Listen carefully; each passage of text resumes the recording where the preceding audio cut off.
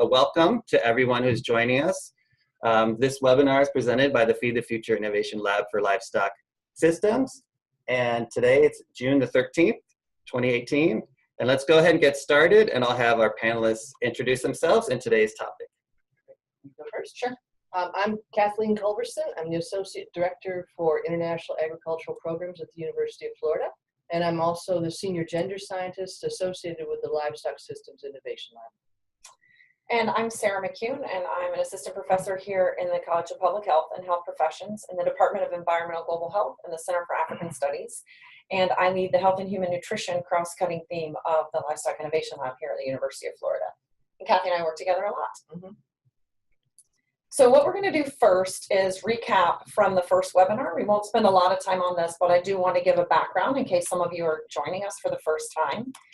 So what I want to demonstrate here in this complicated slide is that all of us are thinking and talking today about integrating gender and nutrition, not into any type of development and project, but really thinking about livestock. So when we have a development project that's goal is, or whose investment and energy is in that livestock sector, that's that bottom large triangle, green triangle at the bottom. We're in the context of Feed the Future, we're trying to affect human nutrition, which is that ultimate blue box at the top, nutrition of specifically children under 5 and pregnant and lactating women. But how do we do that? And so this is a framework that's modified from a UNICEF nutrition framework, which is the blue part at the top, to think about nutritional pathways. So in the agriculture to nutrition space, we think about 3 pathways by which we can affect nutrition.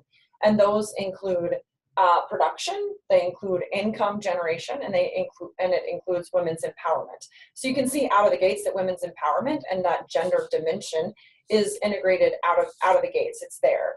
But how that affects all of the different proximate and underlying and immediate causes of nutrition is complicated, right? Many of the pathways are positive, so they're reinforcing pathways, such that women's empowerment and women's equity within a household or a community can foster those things that drive positive nutrition. But you'll see in some of the arrows that are red that there are pathways by which, for example, animal production or food production, in this context we're thinking about animal source food production, can be negative, right? So there are zoonotic diseases that may affect child health. Those pathways are being more and more understood all the time through studies around environmental enteric dysfunction, zoonotic disease risk, poor water hygiene sanitation, wash characteristics of a household. So that's the context in which we're trying to think about how both gender and nutrition interact within that context of livestock research for development. Very good. This slide essentially represents the project cycle. And as we mentioned, this is the second in a 3-part series of webinars. Our first webinar, we focused on project design, where we were looking at aspects of integrating gender and nutrition into the project design portion. Today, we're going to be focusing on data collection and analysis. And then the third webinar that we will be giving in 2 weeks, as Jim mentioned, will be focusing on framing and reporting. So we just wanted to make sure that everybody was aware of these 3 components of the project cycle. But if we focus in on what we discussed last time, and we particularly look at a project example that we made up about trying to improve milk production and household nutrition in rural Africa, we looked at key components associated with project design when we look at integrating gender and nutrition. And particularly we need to look at what is already been done, what has already been done as far as existing research. And we need to think about very carefully what is our research question, how do we narrow that down and focus in on that, and then how do we begin to plan for the next phase of the project cycle on baseline data collection. At the end of the first webinar, we came up with some examples associated with how we would begin to integrate gender, nutrition, looking at existing research, and some baseline data collection ideas.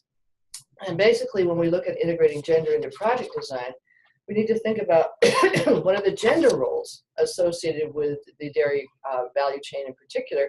We might also want to think about what is the gender balance of the research team, because in certain instances, in certain contexts and cultures, it's not appropriate for a man to interview a woman farmer or for women to be interacting in public spaces with males. So it's very important to understand those dynamics when you're planning your research team. When we look at integrating nutrition, we might also want to think about issues around decisions. Who makes the decision if increased milk is produced in the household about whether or not it's consumed or it's sold? We need to also understand, are there other outcome variables that may be associated with this project that we may or may not have thought of in advance? When we look at existing research, we could look, for example, at have there been gender analyses done on dairy production in that area that we are going to be doing our research. We could also look for existing nutrition information. Has it been done or not? And this will help to guide your research question based on what has already been conducted. And finally, when we look at baseline data collection, we want to think about, as always for everybody, budget and work plan to look at how do we organize what we're going to be doing. These are key components. And we definitely need to think about the research team composition. Are we going to be hiring local enumerators? Are we going to be working with local partners? We need to think about how we're going to actually begin collecting data. So the next phase, and we basically have wrapped up now what we talked about in our first webinar, is to move into what we're going to discuss today. Thanks for that quick overview. I want to just clarify for folks that weren't with us last week, the example of a dairy project in sub-Saharan Africa was chosen in the last webinar just as a make-believe project to allow us to give concrete examples of the more theoretical concepts that we're talking about. So we'll pick that example up again through this webinar just as a way of illustrating the points that can be a little abstract without giving those concrete examples. So as we move to the second of these third webinars, that second phase of project cycle, we're talking about data collection and analysis. And so this is the area we're moving out of project design, but as you'll see, there's still some ebb and flow of planning and action that happen within this data collection and analysis phase. So because there are a broad audience out there and we don't know exactly who's with us, I want to be sure we're all on the same page in terms of what do we mean by data collection and analysis. So to clarify the point, this is, as I said, the research phase after planning, prior to sort of presentation of results. And so data collection, we're defining here as that systematic process of collecting information to answer a research question, right? And next point, then data analysis is using that data to test a hypothesis, to answer a question, to evaluate an outcome. This could be anything from M&E to an RCT design, purely scientific research, but analysis using that input that you have. This isn't a methods course, but we wanted to make sure we're all talking about the same thing when we say data collection and analysis as the context for this webinar. Mm-hmm. So this is you, sorry. Okay, that's right. We're bouncing back and forth today. Basically, when we look at this aspect of the project cycle, and we need to think, for example, how are we going to integrate gender and nutrition into collecting data? We could think about, do we want to use quantitative data collection methods and analysis tools? And we're going to be giving some examples of those later on in the webinar. We could also be looking at, are we going to be using qualitative data collection and analysis tools? They're different, but they also can be used in conjunction with one another. But if we're particularly looking at collecting gender data, the very minimum that we discuss, and we're going to talk about that as well, is what we call sex-disaggregated data, where we collect data on males and females. This is very important and can give you a great deal of information later on in the project. And we can sex-disaggregate quantitative or qualitative. Absolutely, yeah. Absolutely. And it's also important that we introduce a term that some people may not be familiar with called intersectionality, which also looks at a variety of dimensions, particularly associated with age, caste, ethnicity, etc. Depending on the context you're in, depending on the culture, this may also be a very appropriate aspect of your data collection. And in some places, I know the example of Nepal, we actually have a research brief up on the LISL website, the Innovation Lab website that we can share. But particularly in some contexts, you can't really think about gender without thinking about the intersectionality. And I think about the example of Nepal, that gender dynamics across different castes are quite different. So you can't talk about one without the other. Absolutely. It's a good illustration of intersectionality. Okay, now we're going to move into. So to underscore a point here, types of data collection. We're talking about quantitative data. Some of you may be quite familiar with this. From a method standpoint, what is quantitative data? We're talking about Often it's surveys, whether it's household surveys or some other method. It could be lab tests. It could be, within the world I work in, a lot of time it's anthropometric measurements. So it's a numbers game. At the end of it, you want to be able to quantify something. What do we use those for? What are the characteristics of quantitative data? Often those are defining something, measuring something, there are certain types of analysis that you can't use qualitative data for. You have to have a certain type of data in order to make a comparison. So in that realm, we use statistics for analysis. By contrast, qualitative data, we methodologically will use interviews, we'll use focus groups, we use participant observation, ethnography. So this is the space where anthropologists and sociologists significantly contribute to all of our work. And from a characteristic standpoint, you're talking about things that are much more nuanced, descriptive, trying to characterize a social phenomenon. That when you move in with qualitative method, you're assuming that there may be fluid dynamics, that there may be complexity, and you use a qualitative method when you seek to explain that complexity analytically. And so when you have the output, most often that is then defined, analyzed thematically. So it's written up in prose rather than quantified with numbers. So that's an overarching description of those two methods. Importantly, another type of data collection, and one we use most often in my world, is mixed methods. And that is, you need a little bit of both. Often we'll do qualitative work in order to better refine a survey before it's operationalized or developed.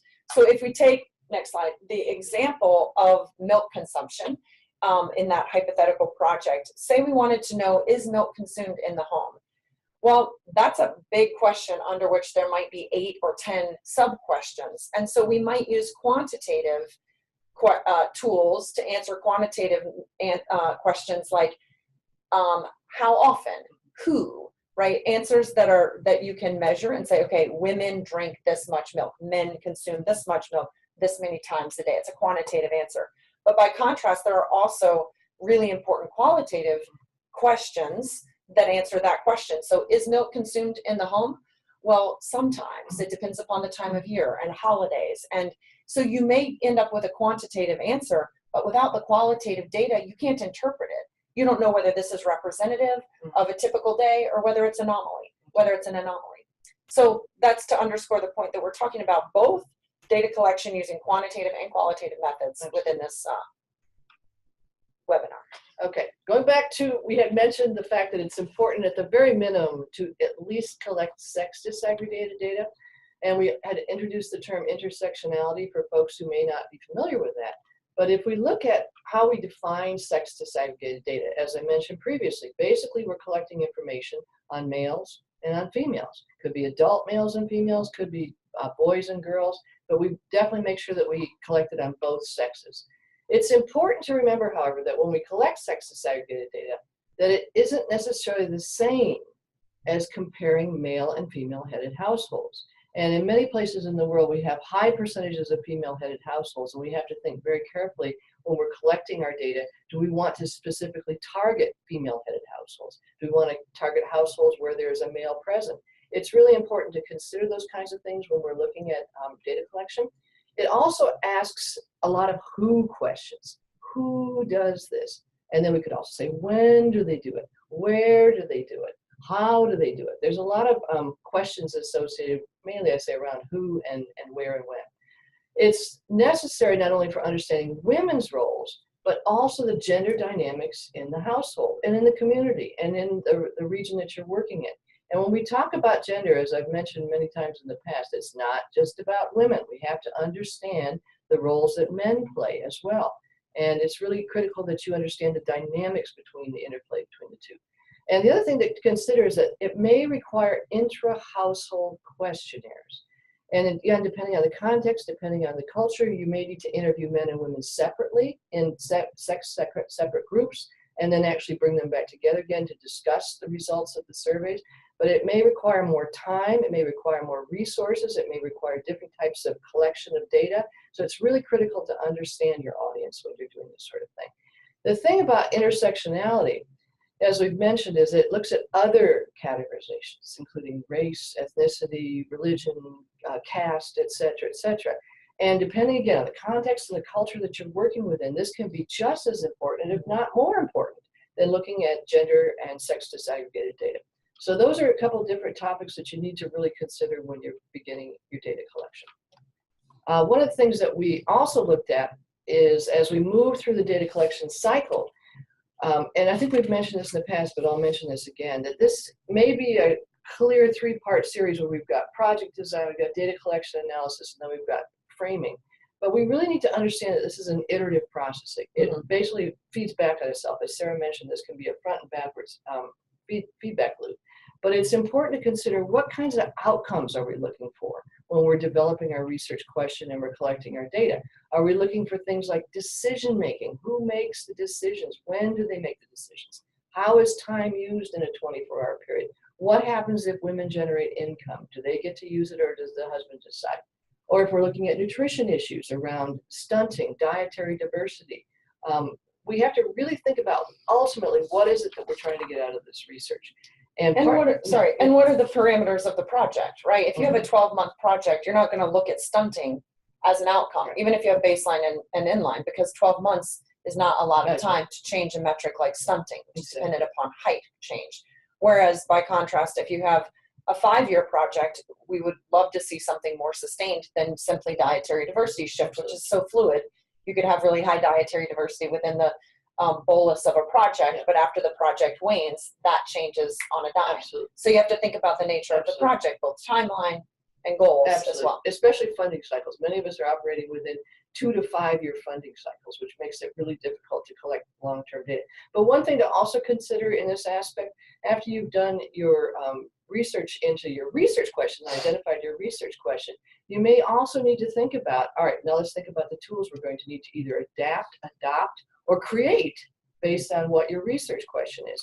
And so if we look at some of the tools that exist, particularly around gender, and I'm just going to mention that we're only going to talk about one, but there are scads of tools that are out there associated with collecting gender data. So the one that a lot of folks are focusing on, particularly if they've got USAID projects, is what we call the Women's Empowerment in Agriculture Index, commonly known as the WEAI.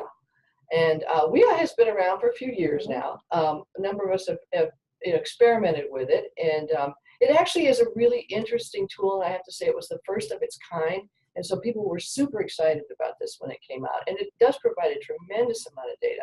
So I can't talk highly enough about the fact that it exists and that it is possible to use it. It basically looks at 2 different sub-indices. One is called Women's Empowerment, and the other is called Gender Parity. And if you want a great deal more information on WEAI, and there's scads of materials on this, we've got this in the resources and references sections at the end of the webinar. But as we look through the WEAI, we also look at, not only do we have these 2 sub-indices, we also have 5 domains of empowerment that we gather information on through survey questions. The first one is about decisions regarding agricultural production. The second one is access to and decision-making power over productive resources. This is a very important one.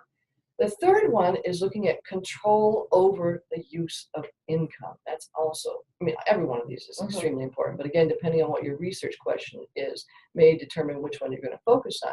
The fourth one is on leadership. Do women have leadership in the community? At what level do they have leadership? What kind of voice do they have? And then the final one is on time use. There's been a lot of research done to indicate that if we look at a male's time and a female's time in a 24-hour period, regardless of where you go in the world, including the United States, that women work many more hours than men do. So these are the different areas that we look at when we're doing research using the WEAI as the tool. And importantly, this has been looked at, this is a validated quantitative index, but it can also be used qualitatively. Absolutely. So a number of people have used those domains to probe a better understanding of empowerment within communities qualitatively. Absolutely, absolutely. Now the thing to understand about WEAI, as I mentioned, it was initially created in 2012, and it has a great, fabulous tool, and it provides standardized, consistent data that is comparable across countries, and there's a lot of information that's been provided on that. The thing is about WEAI, and this is part of the reason we're seeing an evolution of it now, is that it's very resource intensive. It takes time, it takes a lot of human resources, and it really does focus on agriculture. To address some of these concerns, there have been new versions of WEAI that are being developed. we first started with the abbreviated WEAI. We're now moving into the project WEAI, which is called Pro WEAI. And we have some under development right now for specifically for value chains and also being adapted for livestock use, which we're very excited about. As I mentioned, there's a lot of information on WEAI. IFPRI and Oxford have been involved in doing this, and we have reference links and resource links at the end of the webinar. Yeah, and I think that what becomes important, as we'll switch now to look at a couple nutritional tools, is that resource intensiveness of the WEAI is inhibitive to projects who want to integrate gender but aren't gender projects. And so that's where you see the AWEAI, the abbreviated WEAI, is a much more manageable tool. You could add it into a project where the full WEAI is so intensive that it's not realistic for a livestock project mostly to take it on. So switching gears to talk a little bit about spotlighting different nutritional outcomes and tools as we did the WEAI for gender. I want to start by looking at just a handful of outcomes, of which this is just a sampling. So there are other outcomes one could look at. But on the left here, you see stunting, wasting, and undernutrition. We talked a little bit last week. These are 3 different metrics of the growth of a child that represent acute or chronic or a hybrid of malnutrition. Food security, dietary diversity, ASF consumption. I'll probe these a little bit more in a minute, but these are 4 types of outcomes that one might look at in a livestock project that was aiming for a food-related outcome.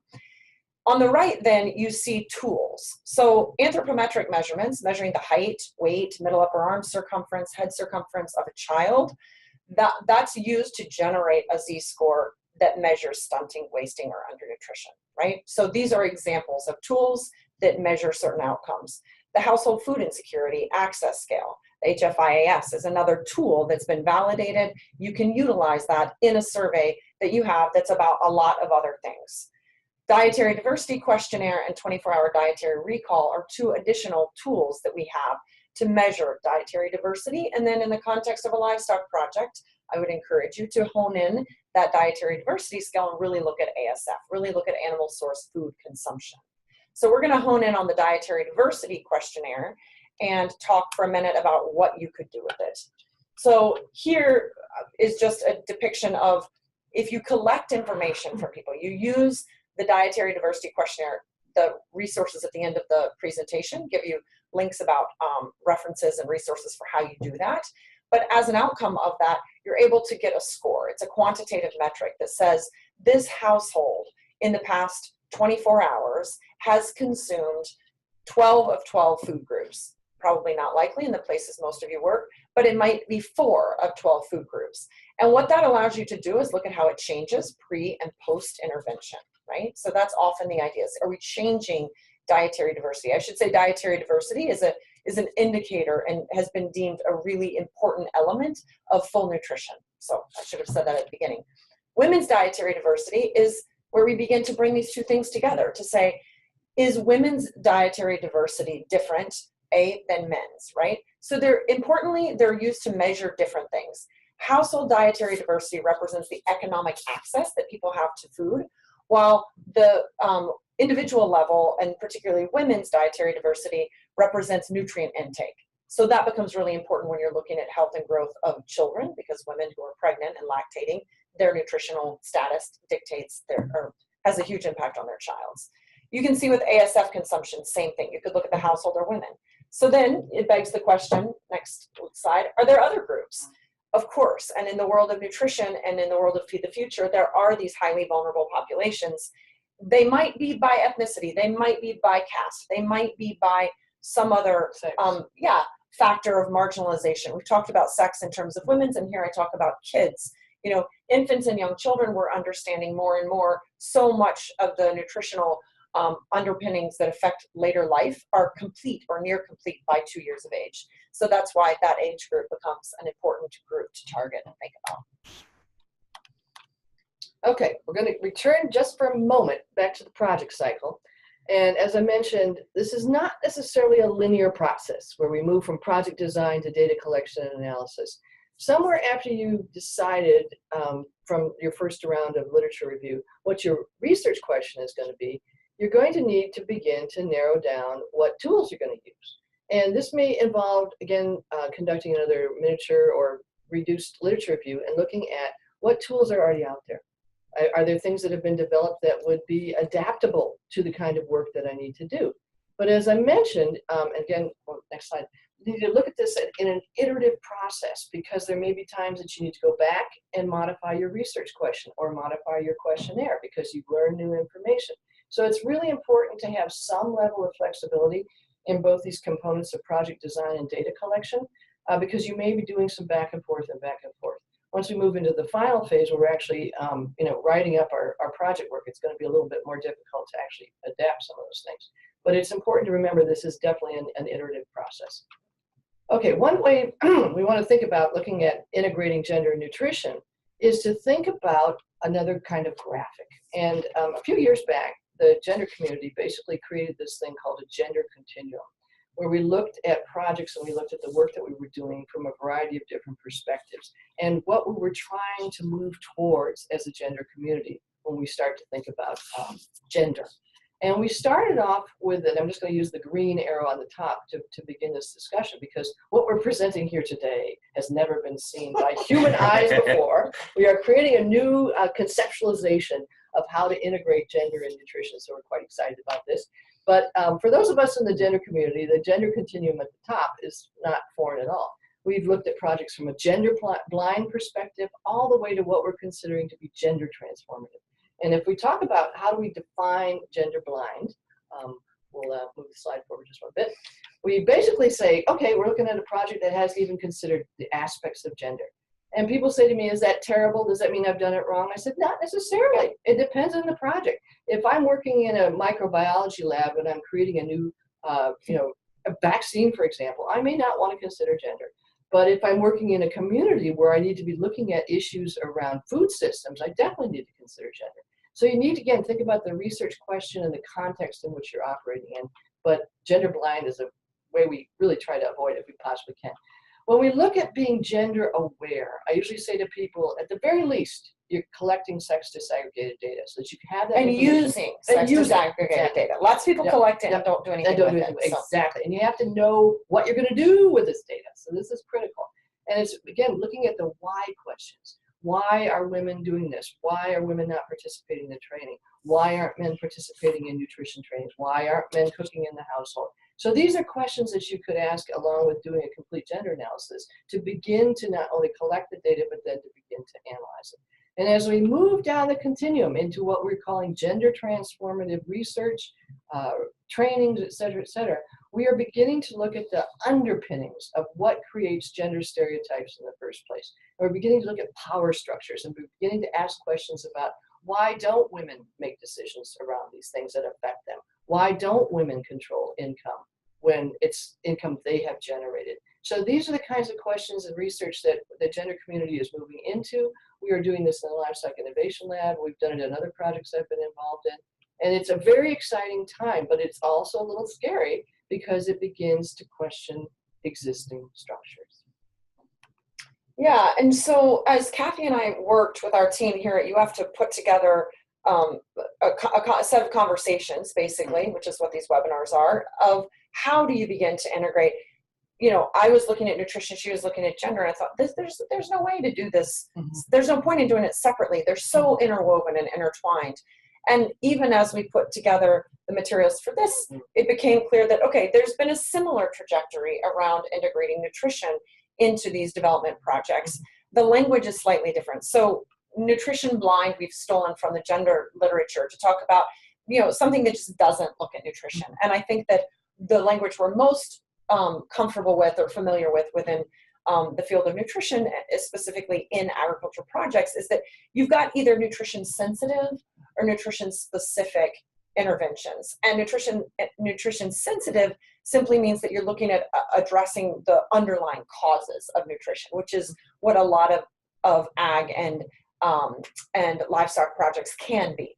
Not all of them are, but that's the potential. You also have nutrition specific interventions where you're trying to do something about food security, those immediate determinants of nutrition, if you go back to the UNICEF framework. So right, that's the language that we're most comfortable with. But as we began pulling these things together, we thought, okay, then what's beyond that? It isn't simply, there has to be something that's beyond nutrition sensitive or specific, or so if that's the appropriate thing to be doing, how do we go the extra mile? What does that look like? And that's where it became clear, next slide, that actually you have to begin integrating these nutritional elements with the gender element. And so when you begin to pull gender transformative approaches into nutrition sensitive and nutrition specific projects, that's where you begin to see that there are interventions that can be both nutrition specific or sensitive and gender transformative. Absolutely. So that's what we're trying to do. Yeah, and we're very excited about this graphic. We could just mention that. But we also need to look back at how do we integrate the two. And if we're looking at questions that integrate gender and nutrition, one of the questions we could ask is, if women earn more income from increased dairy production, do they have the determination of what happens with that income? Do they make the decision? If not, why not? How can we begin to help them to be able to have more control over that income? And then, for example, if we look at another question, we could say, does increased dairy production translate into automatic increased consumption of animal source foods?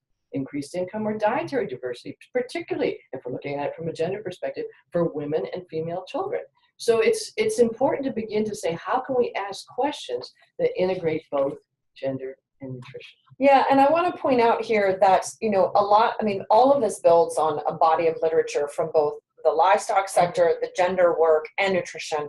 So this is, Kathy and I have familiarity with the literature, but there's a lot out there. And I'm reminded of an article, I think it was the Jen and Ionati paper that actually looks at ownership and co-ownership. And when you begin to think about gender transformation in livestock for nutrition, you have to think about context. So the specificity of what livestock type. Absolutely. And is it ownership versus co-ownership? Because in some places, co-ownership has sufficient change to allow transformative outcomes, or in other places, you may need full ownership. Yeah. So I think that idea that you have to really know the context, the gender and power dynamics of households and communities in that context. Absolutely. To know what gender nutrition transformative interventions are going to look like. I was just going to mention that we did a paper a few years ago exactly on that question, is how do you define ownership? If you're looking at it from a female perspective and a male perspective, when we looked at 3 different countries, every single household was different. It was difficult to generalize and just say, okay, this is what ownership looks like. Or which kind of ownership matters in terms of an outcome of nutritional change. It's going to change by context. Absolutely. Okay. So now we're going to go back to our project example that we've been kind of using throughout the first webinar and now the second webinar to kind of look at how do we begin to synthesize some of these things that we have been covering. And basically we're going to say, if we move the slide forward, one more slide here, we look at, again, summarizing what we've been talking about. If we consider which types of gender and nutrition data that we want to collect and analyze, we need to think about, are we going to be using quantitative, qualitative, or both when we begin to collect data? We need to be thinking about, is it relevant to collect sex-disaggregated data? And if so, not only do we collect it, but we need to think about, does it have to be involved, or do we need to also collect data on intersectionality? And not only do we collect it, but then how do we use it? And then we need to think about tools. As we do our research and decide on our research question, do we have tools that currently exist that we can adopt, that we can adapt, that we can create? Do we want to consider using the WEAI, some version of the WEAI? Do we want to consider using a 24-hour recall? Again, it goes back continuously to what is your research question and what's already out there. And then if we think about how do we begin to ask questions that integrate gender and nutrition together, again, we used an example from the project that we've invented. If women earn more income from dairy production, do they determine what happens with the income? And for example, if we do get increased dairy production, does that automatically translate into increased consumption of animal source food in the household or increased dietary diversity? Yeah, and are they selling it and buying something else, or are they actually auto-consuming within the household? Absolutely. And I've seen examples where people will sell the milk and then they turn around and they buy snacks and they buy, unhealthy food. And that is something we really don't want to see. So I want to jump back because I think we have a moment. This is our last slide before we go to questions. But I think as I look back and think about the gender trainings and nutrition trainings that I've done, I think about, okay, in that first green box, consider which types of gender nutrition data to collect and analyze. If I were doing this in a training and I had to anticipate what the hand up in the back of the room was going to be, the question would be, yeah, but I'm here because I want you to tell me what type of gender and nutrition data do I need to collect? Yeah. So I think that probably the most important message in this is it's driven by your research question. So you have to start with that research question and say, how does gender and nutrition affect, how does this affect gender and nutrition? So we can't prescriptively say in a livestock project, you need to include the WEAI and a 24-hour food protocol, because that may serve not in the aims of your project. There is right? no recipe. No, but these are the questions that this is the process one has to go through to identify the answers that will tell you then which questions to ask and which tools to use. So you can't minimize the importance of the particular phase, the project design phase, where you really drill down and understand the context and what you're trying to collect, because your research question is everything. And it really helps to define the rest of the project cycle. And I should also just mention, I'm just thinking about whenever I do trainings and people ask me questions along those lines, I just say, it depends. Yeah. I mean, that's my But that's favorite not what phrase. people want to hear. I know, that's not what they They want want to to tell me how to do this. I know. But as I say, there is no clear recipe. There are steps that you can follow. We do have a list of wonderful references and resources that are available, and we're certainly available to answer questions as well. And last point, again, if you don't know what those questions are, that is where, if this project cycle is circular, I envision there are all these spin-off circles, right? So if I don't know how to move from A to B or B to C, there may have to be a little cyclical process off to the side, and that's formative research. So it may be that what needs to happen is some qualitative work where you just go into the field and talk to people, do some participant observation about what are gender dynamics here and how might it affect cattle production or access to feed for chickens or whatever it is that along that value chain that you're looking at. If you don't know what types of gender and nutrition data you need, take some time to step aside and do the qualitative work to see what are the dynamics at play. And it looks like we have some questions that we need to respond to from our audience. So great. Yeah, so now we're going to take some questions, and I just want to remind people who may have joined us late that this is being recorded. It will be available immediately on our Facebook page and then also on our website. And we can take questions at this time from both the Q&A section and the chat room in Zoom.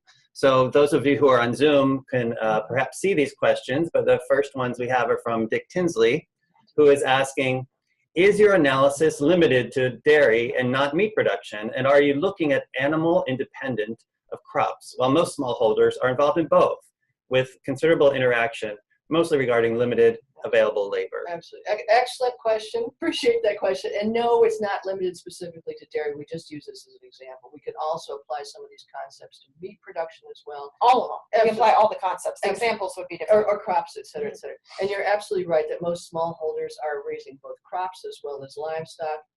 And again, when we look at a complex system like that, gender analysis is critical to really look at all aspects of the system in regards to crops and regards to animal production, because it will have very gendered components to that. And when we speak about limited available labor, that is a whole other conversation, particularly when we look at issues around outmigration of males, which is happening in many, many places in the world, and the woman is left behind to manage the farm, and we have limited labor available to her either through her children or through herself, and being able to hire labor, et cetera, et cetera. That's a whole nother discussion. And certainly it's something that we need to be considering when we're looking at smallholder production, because it is a really critical component for being able to be successful on the farm. Yeah, and I think for sure the point about, well, I just echo Kathy, this is not about milk. That was simply an example, and maybe we should shift deliberately to a different type of example in webinar 3 to underscore that point.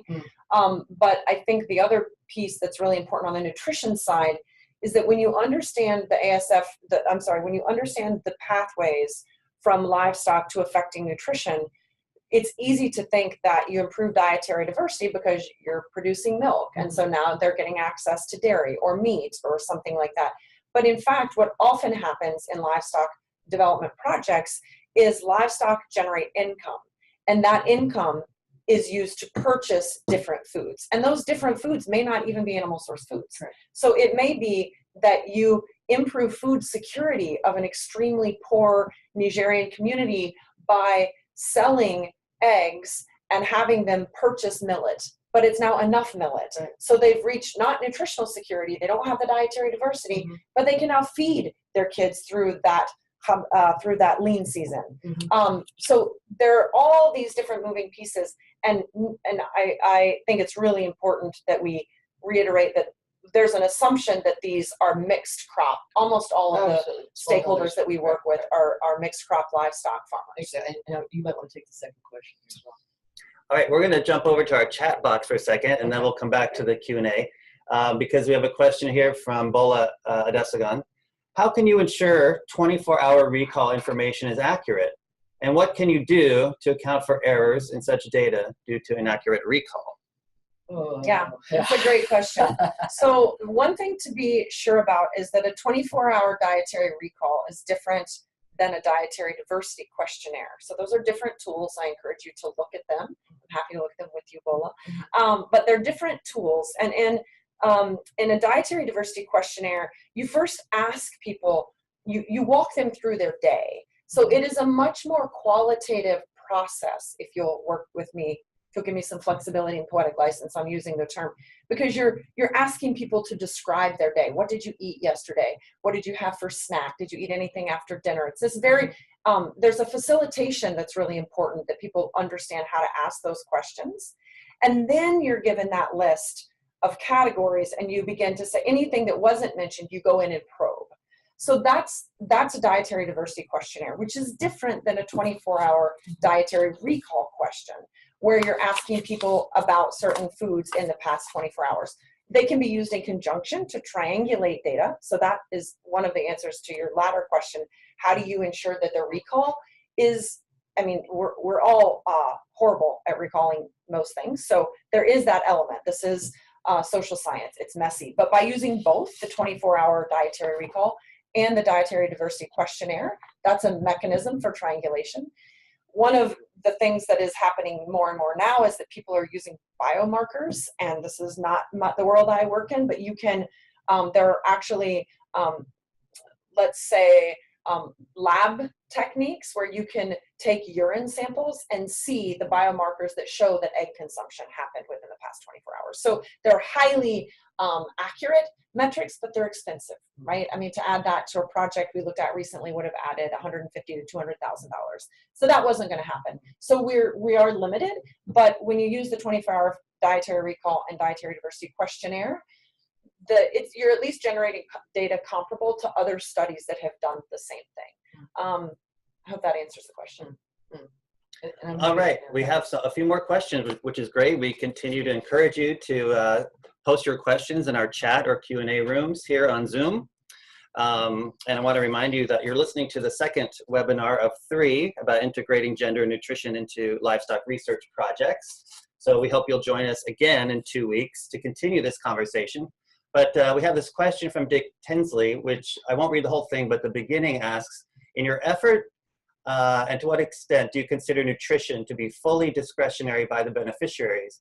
And to what degree is it compromised? And then it goes on to explain some things about the calories consumption. And then in the end, that also animal maintenance can consume some 4 hours a day as estimated in Ethiopia. So I'm reading it because I'm not sure I understand the question. He does provide some. All right, so he continues to say, if it is compromised, what are the rational compromises to balance diet to resources? My concern is dietary energy balance, in which manual agriculture, the smallholder farmers, need to exert some 4,000 calories a day, but have a dietary access to only 2,000 to 2,500, which limits their labor to only 3 to 4 hours a day, prolonging the crop establishment and major reduction in yield potential. Yeah, so I mean, these are great questions, and I think if I understand the genesis and the directionality of the question, he's really, because this is on the tails of a question about labor.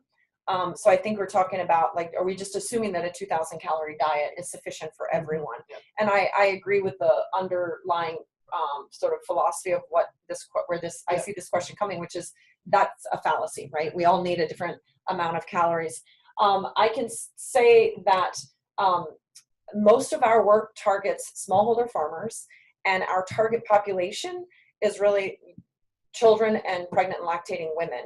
So and it isn't that we are not interested in adults and adult health intrinsic to simply being adults and productive workers, but the women are in there because of the role they play in the first 1,000 days. So that's pregnant and lactating women and children under 5. So when you think about a diet for a child, it is quite different than when you begin thinking about a diet for an adult, independent of how much physical requirements they have on them during the day. So that's not an area I have a lot of expertise in delving into sort of the differentials between active adults.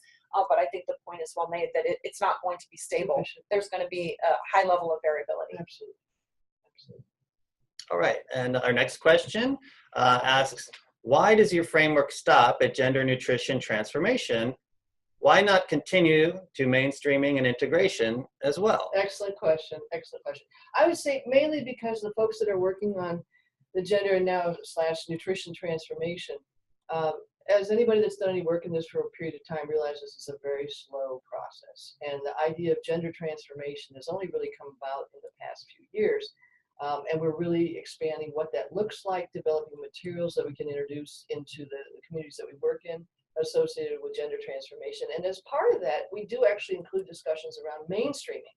And it is critical to make sure that you don't just stop at talking about it, but you actually then find ways that you can make this happen, either in policies or in processes or in the trainings that you do with institutions and organizations and individuals. But I would just say that the continuum that's been developed is the one that is being worked on right now, and certainly in the gender community. But there's definitely conversations around mainstreaming that are included within that continuum.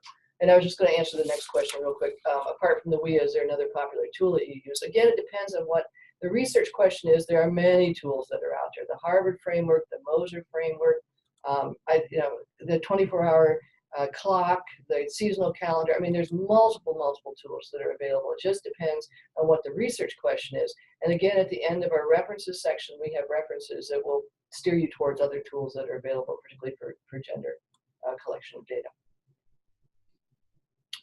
All right, so we did have some comments here from Dick Tinsley, who was asking some questions, who thanked us for the answer, but he referred us to a website for smallholderagriculture.com to look at various pages on dietary energy balance.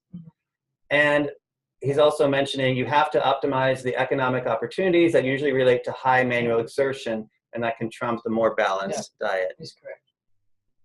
Absolutely. Okay, so I'm going to ask if there are any other questions, and you please share them now. But let me go ahead and share on the screen some more information. We have an upcoming webinar in 2 weeks. It's the third and final webinar of the series. And this is on June 27th at the same time, same channel right here, 8:30 Eastern Time.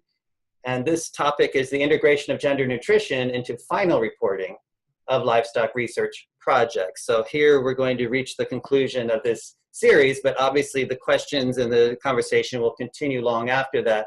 And we hope that you will refer back to our website, to our Facebook page to see these recordings and share them with your colleagues who are struggling with these issues. How can I integrate these issues into my research? And if I can put a pitch out there, Jim, for the last webinar, it's actually the genesis of this whole series, because in the Innovation Lab, we have a number of livestock projects that had already started. And as cross-cutting theme leaders, Kathy and I were continuously saying, that doesn't mean you can't affect gender or you can't affect nutrition, but you have to look at your results. And so a huge piece is not simply the reporting of data, but framing. Thinking about how can you frame, how can you use the data that you've collected in a livestock project to be of value. And I think it's a great segue from the question about mainstreaming, because the fact is, if we can help livestock researchers and development practitioners better integrate gender and nutrition into these first two sort of sections of the project cycle, then the third is easy. But it doesn't always happen that way for various reasons. If we can still look at taking the results of a meat production project or whatever it is, and frame those results through the lens of human nutrition or through the lens of gender impact, then we can move closer to mainstreaming gender and nutrition integration in those programs. Absolutely.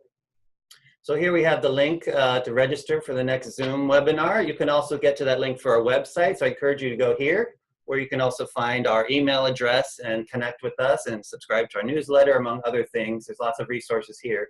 And these webinars will be posted there as well. So please visit our website there, livestocklab.ifas.ufl.edu.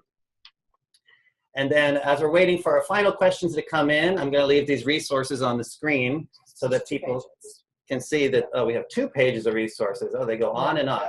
So this is the first page of resources. I don't know if you want to comment on some of these. And well, these are basically some of the things that we've referred to throughout the webinar today that are different resources and references that are available. Excellent resources, the individuals that have developed these things, and they have references and resources attached to these references and resources. So there is an abundance of materials that are available. And this first page really refers mainly to gender, but I think the second page is when we focus a little bit more on nutrition. Yeah, and there's lots more, but these are the 2 that I was really honing in on to make that distinction between the 2. Yeah, would you also make sure that we share the link to the paper that Katie and I did on intersectionality in Nepal?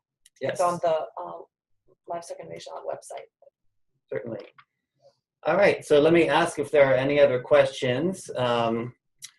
And this is your final moment to interact with our wonderful panelists, Dr. Culverson and Dr. McCune. Actually, can I ask you to reiterate your position, your leadership role here within the Livestock Lab? Okay, yeah. Well, I serve multiple roles here at the University of Florida, but as the senior gender scientist associated with the Livestock Innovation Lab, I work with Lacey, who has been very instrumental in helping us get these webinars together. We thank her very much. And I also work with a couple of other research scientists, as well as all of the area of inquiry research scientists, to basically look at ways that they can integrate gender more actively into their research. I also work with our sub-award partners to review materials that they have and review their research to make sure that it has included gender as appropriate. And also we are beginning to help them to review some of the publications that they're putting out to look at ways that they, again, can revisit their research to look at ways to more actively integrate gender. I'm also involved in helping to develop training materials, and we'll be doing more training later in the year. I think we have an area scheduled for each region of the Livestock Innovation Lab coming up over the next year. And so we will be doing that as well as these webinars, as well as writing research papers, and just basically working with both the scientists here at the University of Florida as well as our consortium partners. Well, I could just say I do the same thing with nutrition, right? So I think the Livestock Innovation Lab is made up of 4 areas of inquiry, and the cross-cutting themes across those 4 scientific areas are gender, nutrition, and human institutional capacity development. So Kathy leads the gender team, I lead the nutritional cross-cutting theme, and what that means is we're charged with not only within the management entity itself here at the University of Florida and all that it produces, be it publication, RFP, like the calls for proposals, all of that, but as well working with the competitively awarded PIs across the country, of which there are now upwards of close to 40, right, projects in 8 countries. So working with those PIs to say, how can we at each of these project points better integrate nutrition and really move the entire management entity towards its ultimate goal of improving nutrition and health outcomes of women and young children. Absolutely. Absolutely. We hope that people have enjoyed this webinar series thus far. We're looking forward to our final one and hope we get people attending again. And we have someone a couple of people thanking us for this, and someone asking, is there a way to get the PowerPoint? And certainly we would love to share that. It will be available soon on our website. We can also email it to you. So I'm sending you our email address, livestock-lab@ufl.edu. And I believe that we have no other questions at this time. So I want to thank you for your attention. Thank you for being with us today here at the Feed the Future Innovation Lab for Livestock Systems. And we hope that you will join us in 2 weeks for the 3rd and final webinar of this series. Thank you, everyone. Thank you. Thank you. Thank you.